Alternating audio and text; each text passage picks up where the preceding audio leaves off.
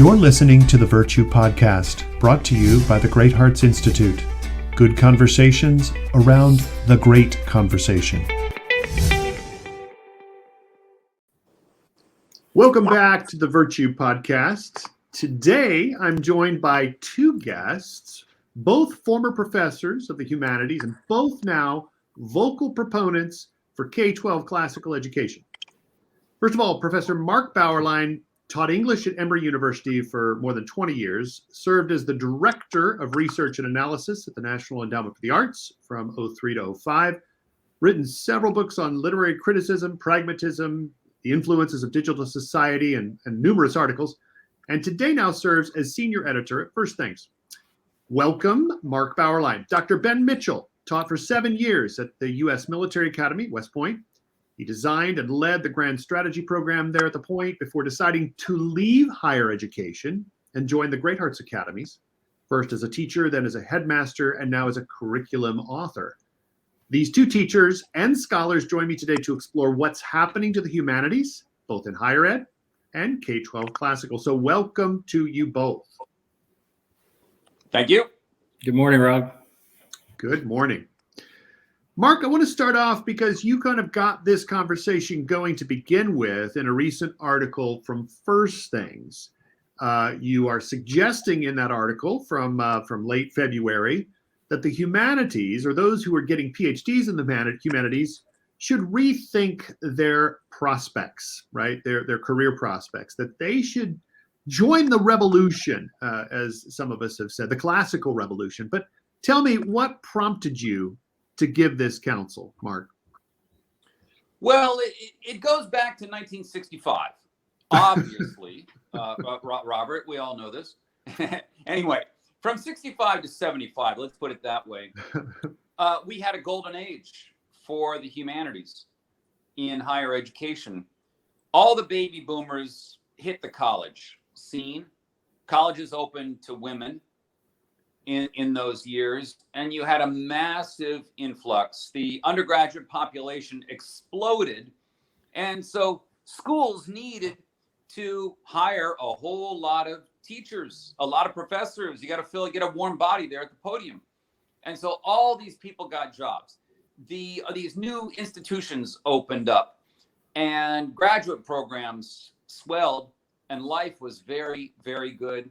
And then as the baby boomer generation moved on and Generation X took over, Generation X was much smaller than baby boomers. And suddenly the market changed. You didn't need all those professors anymore. If you got hired in 1970, you're there until 2006. So those jobs you didn't have turnover like you did in other fields. So the job market just collapsed. Graduate programs didn't. They kept taking in a lot of PhD students and running them through the doctoral program and putting them out onto the market. And a whole lot of them never got anything. In fact, most of them didn't get very good jobs. I came out in 88. I was a lecturer at UCLA for a year in 99 because I didn't get anything my first year on the job market. And in 89, I got very lucky to get a job at Emory University. And I stayed there for 30 years. But I'm sure there were 50 people just as qualified as I was at that time.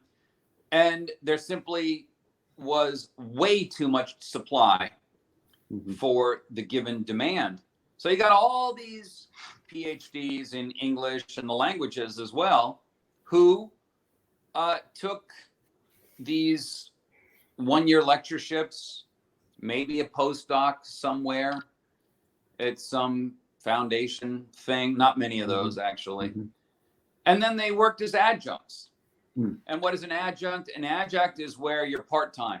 You're not regular faculty. You're hired for the course. You're the warm body there at the podium for 14, 15 weeks for the semester. And the schools loved it because they didn't have to pay benefits. They didn't have to worry about pension contributions, healthcare. And you simply serviced the existing freshman comp French 101 classes. The faculty loved it because for all their egalitarian expressions, they love the hierarchy. And that got them out of having to teach freshman courses. So the system just came into play, permanent adjuncts. And you got, what, $3,000 a course, maybe now $5,000 per course. You picked up 3 of them at maybe a couple of universities. So you're a freeway flyer, as they call them, racing from campus to campus. You don't have an office. You share an office with 5 other adjuncts or graduate students who happen to be teaching a freshman course. You make basically minimum wage when you count up all the hours of prep and office hours and grading and in-class time, and you're dirt. You're nothing. You don't exist. No one notices you there on the faculty or in the department. You are the bottom rung of the ladder, and you're sinking year by year, and you're just hanging around. You're scrambling. You're clinging to a position there on that God's little acre of the college campus, even though you have no future. Life is just going to be a round of one class, one drudgery after another. Why do they do it, gentlemen? Why? When you could take all that PhD knowledge that you have, those 6 years, 7 years in graduate school, and you could get a job at one of these classical education schools that are expanding all the time, and you'd be respected. You would have parents love you for what you know. You would have students that are motivated to be there, because if they're not motivated, well, we got nice waiting lists for someone to take your place. And you would have regular security. You would count. And it's such a better life than the life of an adjunct. And the demand is there. So that was my point. Yeah. I mean, you're 45 years old, and what you're just going to do the same, dirt work there on the campus because you still feel it's prestige. You still have this golden vision of the life of a professor. That's not you. And Mark, I think you're onto something here, and we should unpack this a bit, because not only is that adjunct ghetto no place to thrive, but the university itself, the university world, has really does not represent the highest aspirations of those who came into the humanities in order to advance or to promote them among the next generation. And to your good point, classical schools are a place where we love that knowledge, and we want to propagate that. We want to bring that to the next generation of students. I want to turn to Ben real quickly, because just as you said, Mark, you were lucky back there in the late 80s to land your position at Emory. Well, more than a decade later, Ben was lucky because, he's gifted, but with his PhD in hand, he was able to get a position at West Point, as I mentioned in my intro, and spent 7 years there. You were there 7 years, Ben, rather prestigious institution. So why did you choose to leave the academy, higher ed, to teach and lead in a classical school out in Arizona? Yeah, I would say I was doubly lucky. I was lucky to receive that appointment to teach as a civilian professor at West Point, and again, those appointments were a 1-year appointment or a 3-year appointment, and I was lucky when we had an opportunity, fortuitously, providentially, to meet as I was presenting a paper at an ACTC conference. I was there writing about Thoreau and liberal education at Walden, and Thoreau's ideas about uncommon schools. And I remember the morning, my family went out for a walk, and I went to a panel on Burke. And afterwards, we had a chance to speak with each other. And by the end of that week, an interview. And it was such just the idea, exploring the possibility of being part of a classical school. And again, for me, even more opportunity in the sense of founding a classical school, being part of building something which would make an impact in a local community for a long time, for a generation.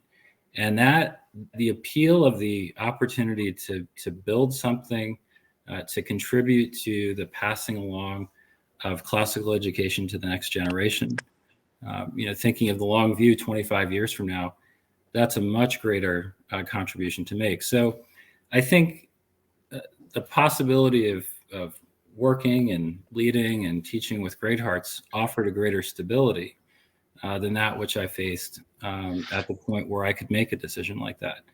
And I'm all the better for it. I have to mention virtue because, of course, the honor of serving with my colleagues was singular, and working with the cadets, of course, seeing how their opportunity has taken flight since. But the opportunity to cultivate virtue in students that are younger, all the way to the first inspiring hand that you let go at the gate of that kindergartner, starting on the path that one day might culminate in being at a service academy. That opportunity is just once in a lifetime, and you don't want to miss it.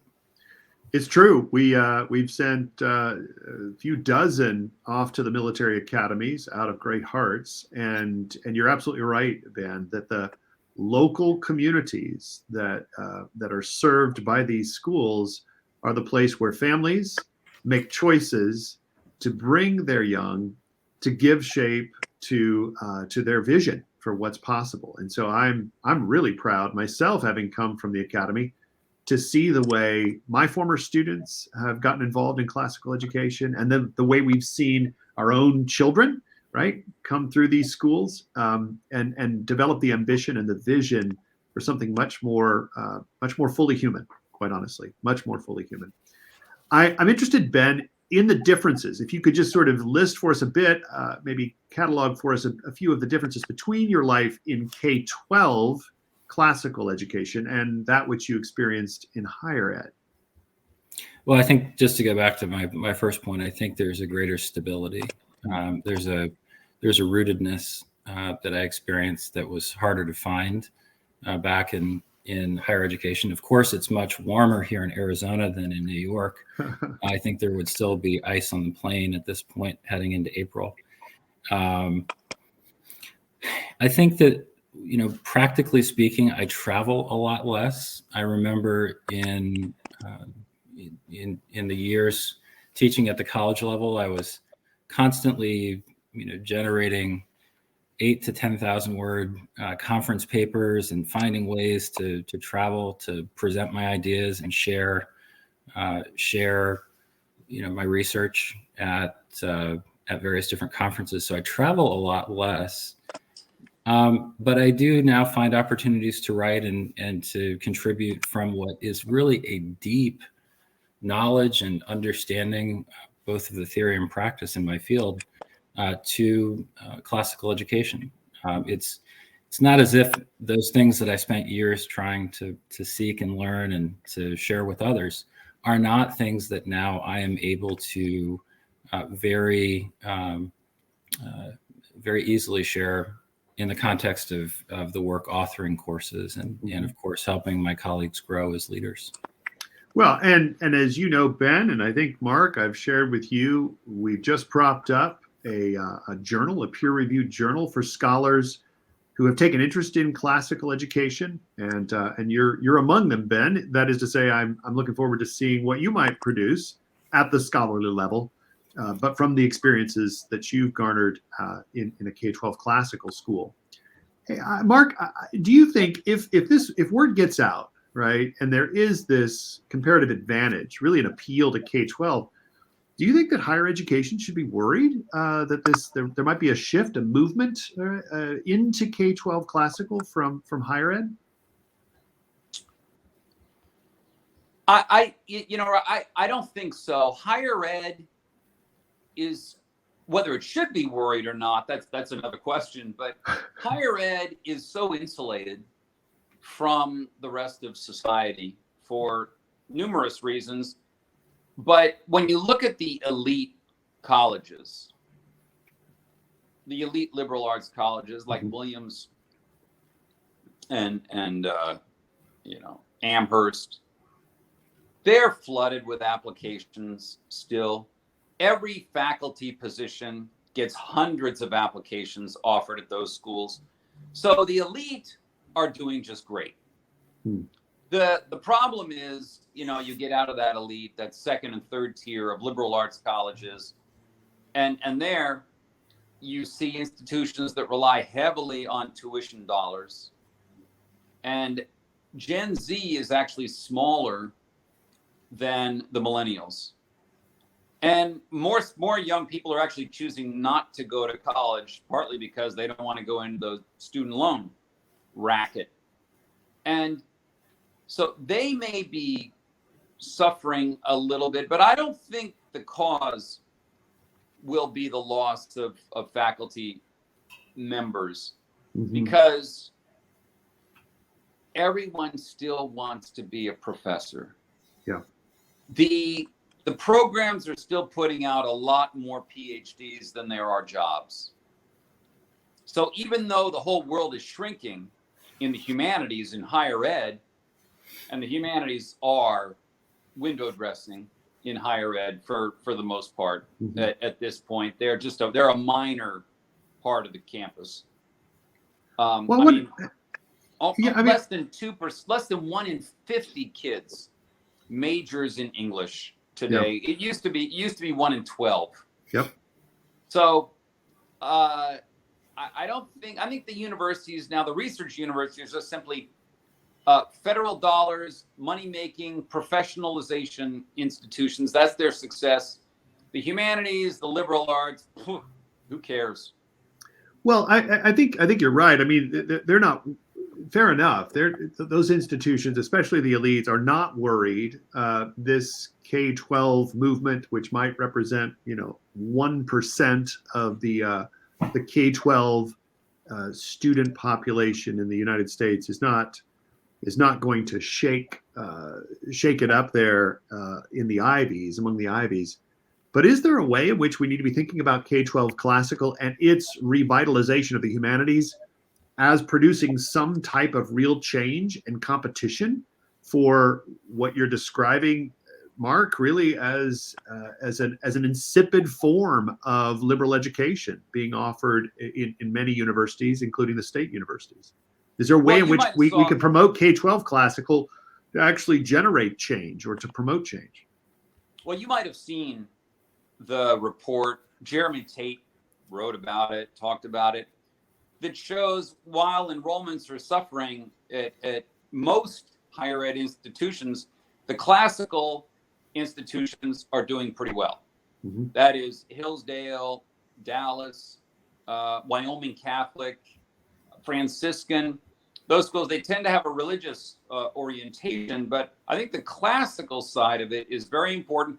Those schools are getting the applicants, again, in a tough market. And I think a big reason for that is you've got the explosion in classical K-12. And these kids came in 6th grade 6 years ago, and they've got the appetite.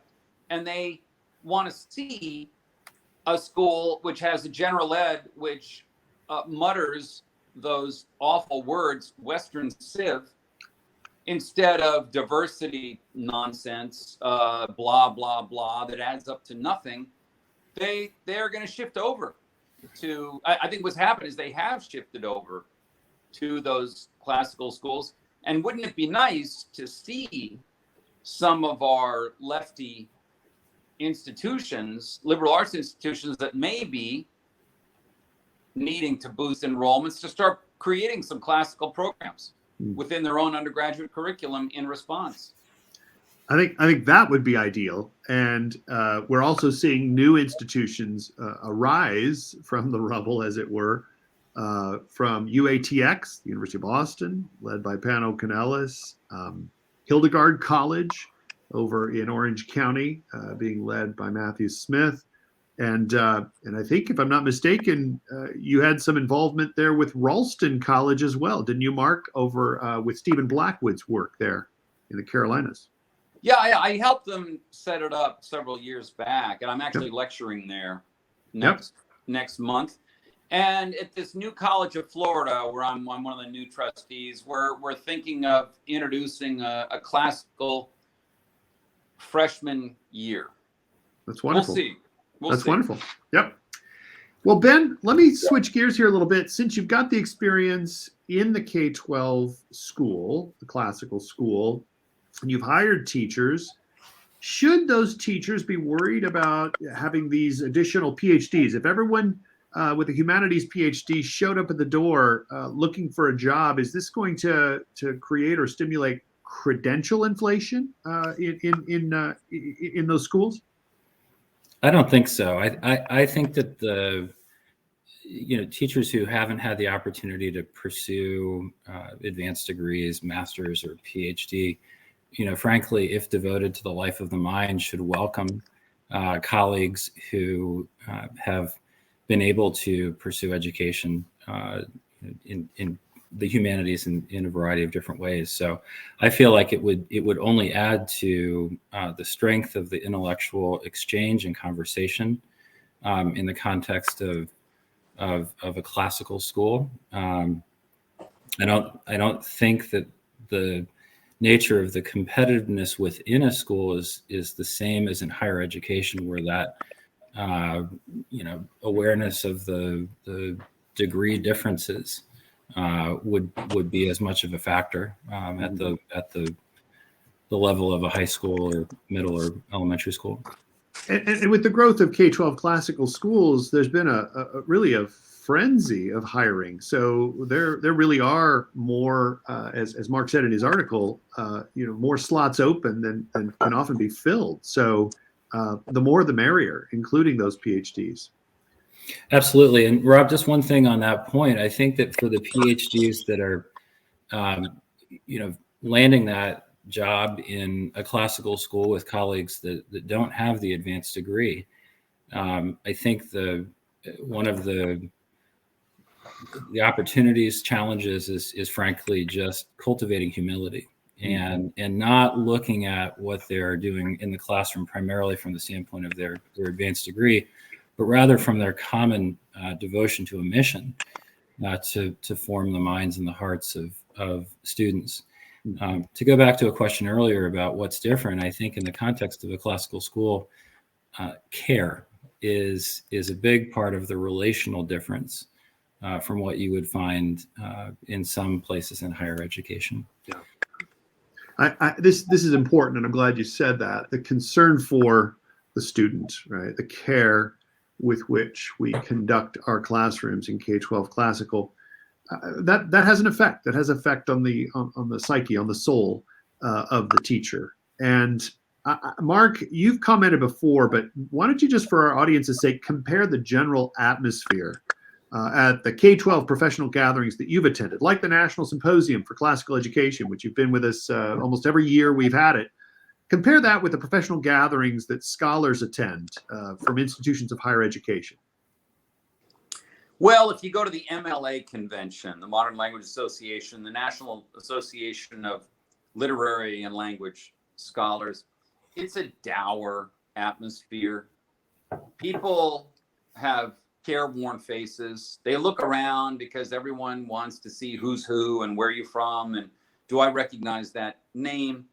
And there's a lot of insecurity, and I think that's a sign of the steady diminishment of those fields over time.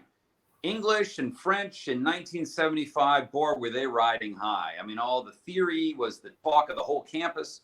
The New York Times was doing glowing profiles of J. Hillis Miller and Jeffrey Hart and Harold Bloom and Derrida, and it was exciting. There was a thrill. in those fields, well, that's gone. It's over. It got a new thrill in the 90s with all the LGBTQ stuff, but boy, is that old and predictable at this point. You go to the Great Hearts meetings or the Institute for Catholic Liberal Education meetings, people are smiling. They're happy. They're excited. They're enjoying themselves. They're happy human beings. And I think that's a sign of the public wants us. We're wanted. We've got an outside group who likes our stuff and is willing to pay for it. So you can sense the world is a good place for what we do. We have the confidence because we've got the evidence. We have the numbers. Numbers are really important. And what I want to do is a piece at First Things, just documenting the numbers of Great Hearts schools and about 20 other schools. Tell me what's happened in your schools with enrollments and applications, waiting lists in the last 5 years. And if you did that for humanities majors, humanities departments in higher ed, boy, is it a downer. At the K-12 classical schools, it's an upper. Yeah, well, it's true. I've been with Great Hearts now this year, going on my decade, my tenure here of 10 years. And when I arrived, probably around 7,000 students just within our network. It's approaching 26,000 today, almost quadrupling the number of students that we serve. And we're just one of the players, one of the leading players in this sector. But there are more than 800 schools nationwide that identify as classical. So the growth, the expansion of K-12 classical, it really is the movement to keep your eye on. And I'm wondering how, just as we said a moment ago, new institutions are emerging in higher education. I'm wondering how K-12 classical could benefit and how higher ed could benefit if there was greater collaboration. What's the best case scenario, gentlemen, to both of you? How might these two sides of the spectrum, if you will, from K-12 on through graduate school, how could they benefit in a greater collaboration? Give us some ideas, some thoughts. I think just on that point, the honors programs. I think that there's a natural desire for a Great Hearts graduate, a thoughtful, philosophically minded, mature young man or woman to desire to be in the seminar environment of honors colleges or honors programs within colleges and universities. So I think that there's a strong connection right there. Going back to the point earlier about numbers, I think about the growth of Lincoln Prep from a middle school. I think one of the first numbers that I remember is 178 students in the middle school, and then growing that school to just over 600 with 3 graduating classes of seniors. And I couldn't be more proud of each student as I shook their hand as they crossed the stage. That's real growth, and that's an impact on those students, many of whom went on to honors programs across college and universities across the country. So I would say the honors colleges are a place to begin. Mark, any suggestions for best case scenario if we're to see this classical renewal benefit the entire array of education? Well, I would put it this way, Robert. I think what the classical K-12 schools should do regarding higher education, humanities departments in higher education is ignore them entirely. Take absolutely no impetus from what is going on in higher ed. The humanities are losers at this point. And one of the big reasons they are losers, I would say, is because of their abandonment of any semblance of classical education, their abandonment of Western Civ. They're turning the word canon into a bad word, which happened in the 70s and 80s when I was getting my degree. And they refuse to acknowledge their own role in the demise of humanities majors in higher education. I know that there were other forces at work, but certainly the professors haven't done a good job as stewards. You're captains of the ship, and the ship's been going down steadily. And so that now we have articles, in the New Yorker magazine, the end of the English major, which was just a few weeks ago. Well, look in the mirror, guys. you did this, so the classical schools, the K-12 ones should, actually they should pay attention to the higher ed humanities people and just do the opposite. Interestingly enough, as I think you know, Mark, after that New Yorker article bemoaning the decline of English majors, Ross Douthat of the New York Times stepped up and said, if you want to know what's wrong with the humanities, I have to acknowledge I'm what's wrong with the humanities. Borrowing a quip from Chesterton, he said, listen, this is the way of the world today, and we really have given up the ghost. We've failed to embody and live out the liberal education that we received. So when as well-read an individual as Ross Douthat can acknowledge his own culpability and say, we actually need to return to the sources, then maybe a few heads are turned. I'll just note one thing, Robert. 20 years ago, a few of us, and I was writing a lot in the Chronicle of Higher Education, and a few of us warned the humanities are going down. The identity politics of these fields are suicide for those fields. Losing the canon, the classics, literature, Western Civ, this is a formula for failure, and we got mocked, derided, disdained, ridiculed, and trashed for saying these things, for issuing these warnings. And I wish I could have a whole group of them lined up in front of me right now, including former presidents of the MLA, and say, what do you think now, guys? How you doing? Way to go. Yeah, we were wrong, weren't we? Mark, a prophet is not without honor, except in his own discipline. And the fact is, maybe a little Richard Wilbur is on tap here. Advice to a Prophet is the kind of poem that we need to be reading about now. Can we really handle the truth? I don't know.